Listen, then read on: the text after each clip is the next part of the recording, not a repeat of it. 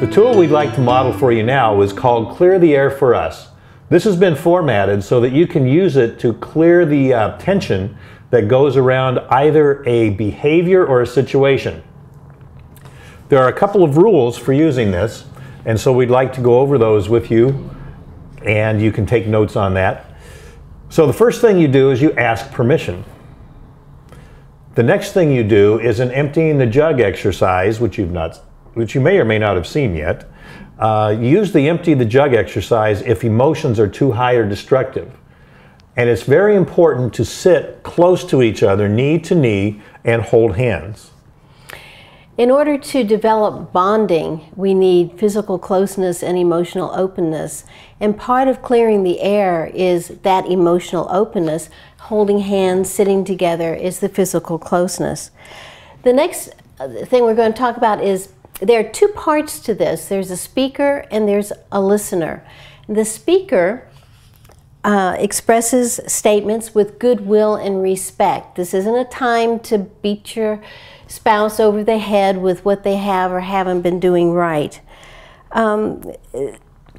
We complete the sentence stems, and these are not paragraph starters. You know, sometimes we think we have to really make a point on what we're going to say so that they certainly do understand what's going on.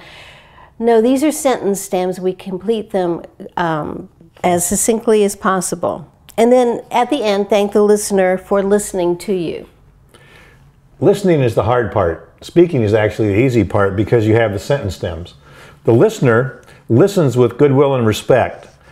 Now you've got to watch your facial expressions and your body language, because as you hear something, here's one of the killers. You roll your eyes, you sigh in exasperation.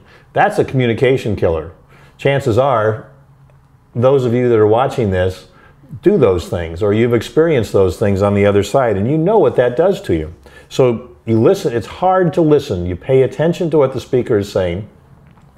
The other distractor that you have is a conversation that goes on inside your head, because we are always listening and then justifying why we are right. There's something inside of us that always wants to make us right, and more than likely we are formulating a response, an answer, a rebuttal, or a justification to why what the speaker said is not exactly right or is way off base.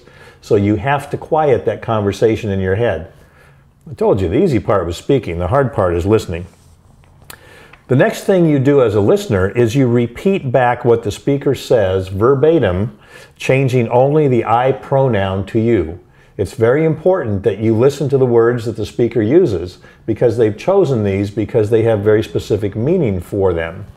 And so you'll see how this works when you just change the I pronoun to the you pronoun. The last thing is kind of a follow-on to what I just said. You do not paraphrase what the speaker said. If I take what Joni says and I put it in my own language and I throw my own verbiage in there, sometimes what we have seen happen is that the listener actually subtly moves the speaker over to their way of thinking. Once again, this is not an argument. This is not a negotiation for a new position on a particular issue. This is listening. This is clearing the air for us. It's wanting your us to be as strong as possible.